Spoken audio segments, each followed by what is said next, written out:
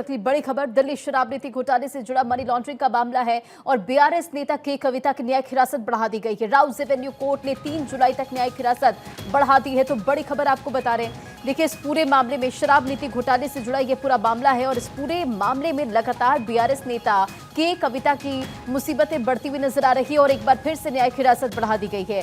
Rouse Avenue court ने न्यायिक हिरासत बढ़ा दी है और बड़ा झटका यहां पर के कविता को लगा है। अदालत ने के कविता की न्यायिक हिरासत 3 जुलाई तक के लिए बढ़ा दी है। दिल्ली शराब नीति मामले में गिरफ्तार की गई बीआरएस नेता को सोमवार को कोर्ट में पेश किया गया था, जहां उनकी न्यायिक हिरासत बढ़ाने को लेकर सुनवाई हुई और ईडी ने के कविता के शराब नीति के मामले में 15 मार्च को अरेस्ट किया था। दरअसल शराब नीति मामले से जुड़े मनी लॉन्ड्रिंग केस में ईडी लगातार जांच पड़ताल कर रही है, साथ साथ सीबीआई भी जांच कर रही है। 21 मई को भी राउज एवेन्यू कोर्ट ने के कविता की हिरासत 3 जून तक बढ़ा दी थी।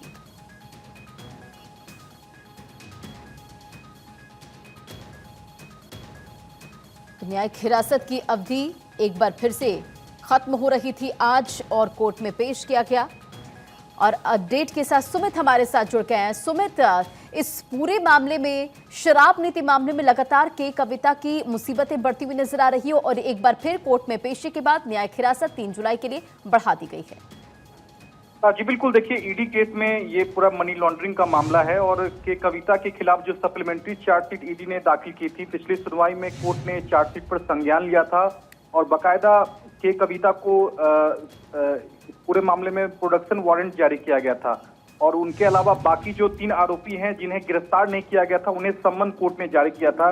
कोर्ट के आदेश पर आज सभी कविता समेत पांचों आरोपी जो है आज कोर्ट में पेश हुए, जहां के कविता की जो न्यायिक हिरासत है वो 3 जुलाई तक बढ़ा दी गई है।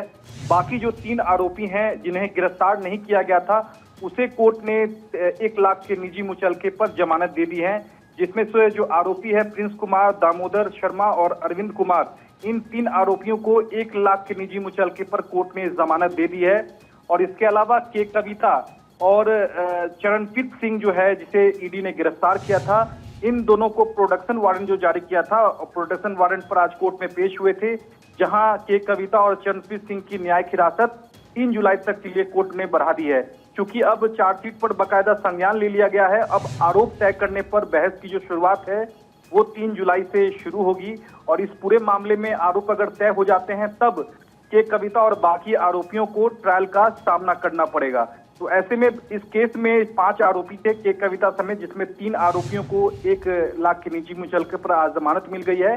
बाकी के कविता और चरणप्रीत सिंह जो आरोपी हैं उनकी न्यायिक हिरासत 3 जुलाई तक बढ़ा दी गई है। 3 जुलाई के बाद से अब इस पूरे मामले में आरोप तय करने पर सुनवाई होगी। रंजना, आप बिल्कुल देखिए, इससे पिछले बार की सुनवाई की अगर बात करें तो कविता के वकील ने हिरासत बढ़ाने पर सवाल उठाया था और एक बार फिर से शराब नीति घोटाले से जुड़ा ये मनी लॉन्ड्रिंग का मामला, जिसमें बीआरएस नेता के कविता की मुसीबतें लगातार बढ़ती हुई नजर आ रही है और राहत मिलने की उम्मीद फिलहाल कहीं तक नहीं है। सुमित जी बिल्कुल, देखिए जो बाकी 3 आरोपी हैं उनको गिरफ्तार ईडी ने नहीं किया था, इसलिए उन्हें जमानत मिल गई है, लेकिन के कविता की जो जमानत है वो लगातार खारिज होती रही है।